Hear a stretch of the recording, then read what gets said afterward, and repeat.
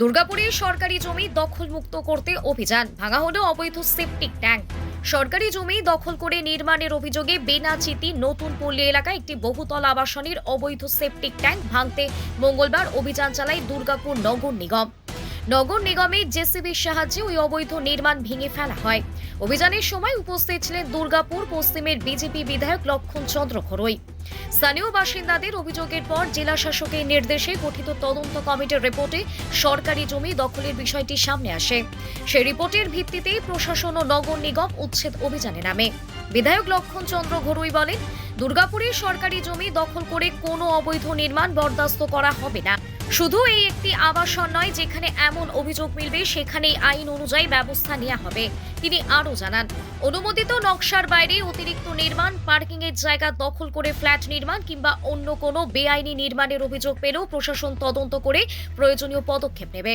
প্রশাসনের এই অভিযানের পর এলাকায় সরকারি জমি দখল ও বেআইনি নির্মাণ নিয়ে নতুন করে আলোচনা শুরু হয়েছে। কি বলবেন, এটা কি আছে? এটা অবৈধ শুধু এই বিল্ডিং নয়, সারা দুর্গাপুরে একাধিক অবৈধ বিল্ডার আছে, করেছেন, কাজ করেছেন। তৃণমূলকে সেটিং করে, নেতাকে সেটিং করে, মন্ত্রীকে সেটিং করে, আমাদের যিনি এডে চেয়ারম্যান ছিলেন তাকে সেটিং করে একাধিক হসপিটাল বানিয়েছেন, নিজের সম্পত্তি বাড়িয়েছেন। আর একাধিকবার বিল্ডারকে অবৈধভাবে করবার পারমিশন দিয়েছেন, ছাড়পত্র দিয়েছেন, এনওসি দিয়েছেন। তার ফলে 54 ফুট এলাকাতে 14 নম্বর, 15 নম্বর, 17 নম্বর, 18 নম্বর, 19 নম্বর, 20 নম্বর, 21 নম্বর, 6-7টি ওয়ার্ডে একাধিক অবৈধ ফ্ল্যাট নির্মাণ হয়েছে।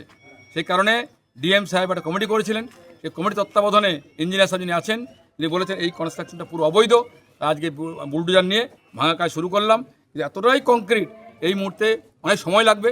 আমি বলে গেলাম এসপি বিল্ডারকে, তার নেতৃত্বে তিনি করেছেন।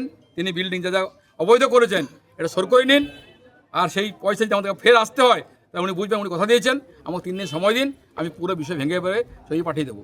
আজকে এটার জন্য এসেছি। সারা দুর্গাপুরে এরকম অবৈধ যারা করছেন অনুরোধ করব, যেখানে ইঞ্জিনিয়ার সাহেব সুকেন ঘোষ অবৈধভাবে বলছেন, চিঠি দিচ্ছেন, ইমিডিয়েটলি প্রত্যেকে ভেঙে সই করে নিন।